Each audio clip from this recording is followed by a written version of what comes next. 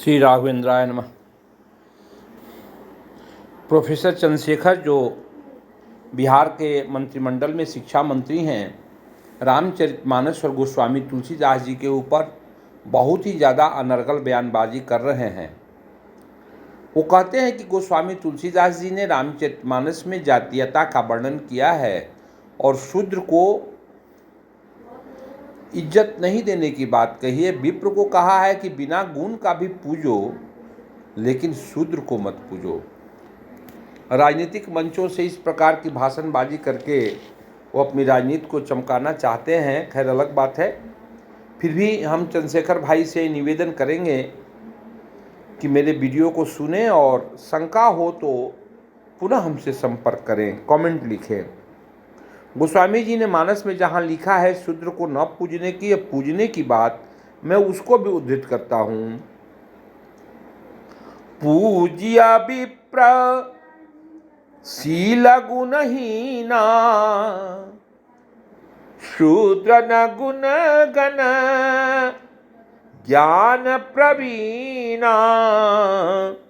ये चौपाई आया है श्री रामचरितमानस के 33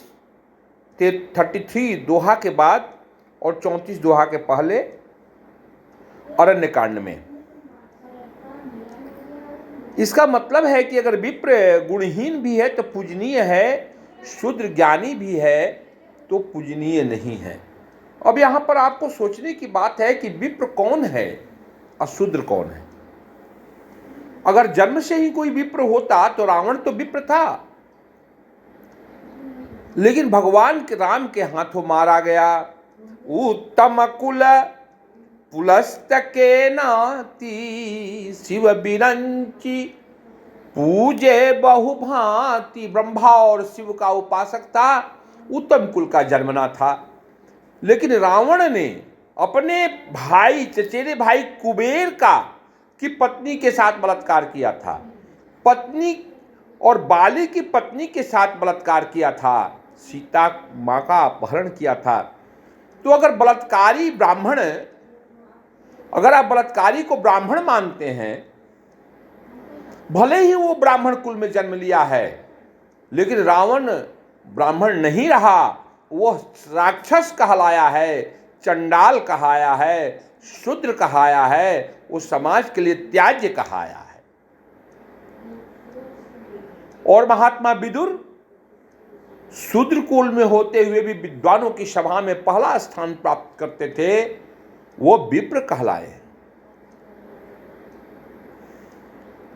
मानस प्रेमियों, विश्वामित्र जन्म से क्षत्रिय थे, लेकिन गुण से तपस्या करके वो ब्रह्म ऋषि बन गए। इसकी एक लंबी कहानी है, कैसे विश्वामित्र क्षत्रिय से ब्राह्मण बन गए। हमारे गुण ही हमको निर्धारित करते हैं कि हम विप्र हैं कि हम शूद्र हैं। जन्म लेने मात्र से नहीं होता है। जन्मना जायते शूद्रा, जन्म से तो सभी शूद्र होते हैं। जनाना शौच, मरना शौच लगता है, लेकिन अपने गुणों को परिमार्जित करते हुए, बढ़ाते हुए व्यक्ति देश काल में या तो विप्र बन जाता है या शूद्र बन जाता है। पूज्य विप्र शील गुणहीना, शूद्र न गुण गण ज्ञान प्रवीणा। अगर ऐसी बात है तब तो रावण की पूजा करनी चाहिए ना। जो रावण बलात्कार स्पेशलिस्ट था,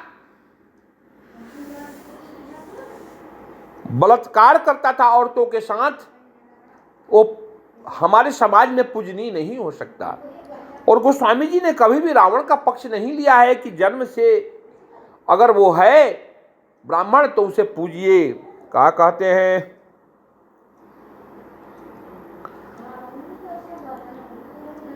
सुनु भामिनी कहूँ एक बाता, कह रघुपति सुनि भामिनी बाता, मानऊ एक भगति करनाता, मानऊ एक भगति करनाता। राघवेंद्र कहते हैं मां सबरी से कि हे मां, मैं सिर्फ भक्ति के नाते को मानता हूं। जन्म से कोई बड़ा हो मेरा कुछ नहीं है, लेकिन जिसने मेरी भक्ति को प्राप्त कर लिया, जिसने मेरी शरणागति को प्राप्त कर लिया, वही मेरा है। जात पात कुल धर्म बड़ाई, धन बल परिजन गुण चतुराई। जाति पाति कुल धर्म बड़ाई। जात हो, पांट हो, कुल हो, धर्म हो और बड़ाई हो, पैसा वाला हो, बलवान हो, या मेरा कोई परिजन ही क्यों न हो, आप बहुत बड़ा गुणी ही क्यों नहीं हो, और चतुराई से भरा हुआ हो, फिर भी वो मेरा नहीं हो सकता। भगवान ने तो यहां तक कहा कि हमारे कुल में भी, मानस प्रेमियों, त्रिशंकु महाराज रघुवंशी थे, राम के दादा परदादा लगते थे, चरदादा। वो चंडाल घोषित हो गए थे क्योंकि वो ब्याहिता स्त्रियों के साथ बलात्कार करते थे। तो मानस में गुण का बात कहा गया है। क्षत्रिय भी चंडाल होता है, शूद्र होता है, ये आप जान लो। भगवान राम के छरदादा परदादा त्रिशंकु महाराज को बलात्कार करने की सजा दी गई कि अपने राज से निकाल दिया गया और उन्हें चंडाल घोषित किया गया। उनका छुआ हुआ ना कोई पानी पीता था, न कोई उनकी परछाई लगती थी तो जाके स्नान करता था। क्यों? वो तो क्षत्रिय थे, रघुवंशी थे, राम के परदादा थे, लेकिन उनका गुण उनके कुल के लायक नहीं था, तो उन्हें चंडाल घोषित किया गया। त्रिशंकु शूद्र कहलाए हैं। वही गोस्वामी जी कहते हैं, पूज्य विप्रशील गुणहीना, शूद्र न गुण गण ज्ञान प्रवीणा। जिस तरह से त्रिशंकु जी महाराज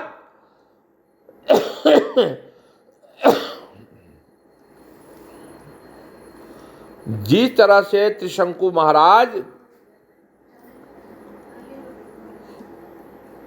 रघुवंशी होते हुए भी राजपूत थे, क्षत्रिय थे, लेकिन बलात्कारी थे, उन्हें चंडाल घोषित किया गया। त्रिशंकु के छुए हुए पानी को कोई पीता नहीं था, उनकी परछाई से लोग नफरत करते थे। उसी प्रकार से वो उत्तम कुल का होते हुए भी शूद्र कहा है, तो शूद्र चाहे कितना हो गुणवान हो, पूजने के योग्य नहीं है। जैसे त्रिशंकु पूजने के योग्य नहीं है, जैसे रावण पूजने के योग्य नहीं है, लेकिन वहीं दूसरी तरफ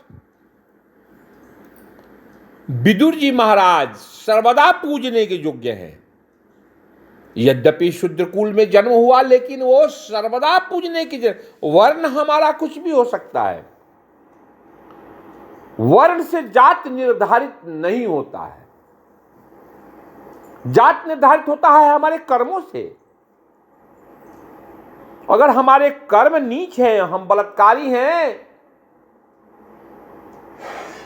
दूसरे का गला काटते हैं, चोरी करते हैं, हम शूद्र हैं, हम विप्र हो सकते हैं जन्म से, लेकिन अगर कर्म हमारा नीच है तो हम पूजने के योग्य नहीं हैं। तो विप्र माने विद्वान, विप्र माने विद्वान, ब्रह्म जानति विप्रा। तो वही भगवान कहते हैं, कह रघुपति सुनु भामिनी बाता, मानव एक भगति कर नाता। भगवान राम कहते हैं, जो भक्ति से मुझको प्राप्त किया, जो मेरा भगत है, यानी जो ब्रह्म में लीन है, वो किसी भी वर्ण में जन्म लिया हो, वो मेरा है। वही ब्राह्मण है जो भगवान का भक्त है। ब्रह्म जानेति विप्रा, जो ब्रह्म को जानता है वो विप्र है, और जो बलात्कार करता है वो शूद्र है। कम पढ़ करके मानस को, चंद्रशेखर जी आपने गलती की है, कम मत पढ़िए, पूरा पढ़िए। रामचरितमानस में सब जगह लिखा हुआ है। क्या लिखा है? जाति पाति कुल धर्म बड़ाई, धाना बल परिजन गुण चतुराई, भगतिहीन नर सोहई कैसा, बिनु जल बारिद देखिए तैसा। अरे कितना हूं ऊंचे कुल का हो, कितना हूं धनवान हो, बलवान हो, या मेरा खुद ही वो परिजन हो, जैसे त्रिशंकु की तरह गुणवान हो, चतुरता से भरा हो, ओ ब्रह्मा का, शिव का उपासक भी क्यों न हो, लेकिन अगर उसमें मानवीय सभ्यता नहीं है, मानवीय गुणों का संचार नहीं है, तो वो शूद्र है। जैसे त्रिशंकु रघुकुल का होते हुए भी शूद्र कहलाया, चंडाल कहलाया, उसी तरह से ऊंचे कुल में रहने वाला ब्राह्मण भी, रावण भी शूद्र था। उसको मारना नितांत जरूरी था, मारा गया। आप रामचरितमानस कर्म की बात करता है, जात की बात नहीं करता है, लेकिन आप उस चीज को, एक चौपाई को पढ़ लिए हैं, उसी में रमे हुए हैं। अरे किसी रामायणी के पास जाइए, कहीं सत्संग कीजिए, तब चंद्रशेखर जी आपको सही सही अर्थ मालूम होगा।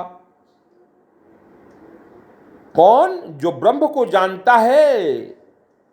कह रघुपति सुनी सुन भामिनी बाता, मानव एक भक्ति करना। जो सिर्फ मुझ में भक्ति करता है, जो बलात्कारी नहीं है, हत्यारा नहीं है, परधन लोलुप नहीं है, ऐसे ही लोग मेरे पास आते हैं। और ऐसे ही लोग अगर शूद्र वर्ण में भी हैं, वो ब्राह्मणों के ऊपर राज करते हैं, वो विद्वान हैं, वही विप्र है। और जो ऊंचे कुल में जन्म लेकर भी जिसके कर्म सुंदर नहीं हैं, जैसे रावण कुबेर की पत्नी के साथ बलात्कार करता है, बाली की पत्नी के साथ बलात्कार करता है, राम की पत्नी का अपहरण करता है, ऐसे आदमी शूद्र कहलाए हैं। रावण पूजा के योग्य नहीं है, लेकिन विदुर जी महाराज शूद्र होते हुए भी पूजा के योग्य हैं। रामचरितमानस कभी भी जातीयता का पोषण नहीं करता है। गोस्वामी जी कभी भी कास्टिज्म का पोषण नहीं करते हैं। बल्कि वो तो सदा सर्वदा पढ़नी होगी। कहीं से टपक से कौवे की तरह एक मछली चुन करके ले जाओ, खाओ, एक चौपाई पढ़ लो, बाप रे बाप, ये क्या कह दिया गया। आपको रामायण के समस्त वांग्मय को समझना होगा।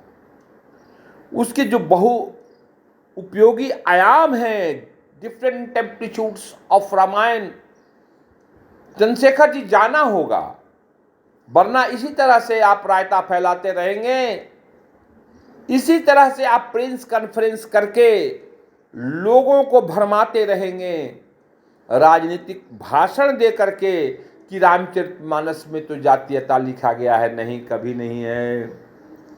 जो प्रभु शबरी के जूठे फल को खाते हैं उनका भक्त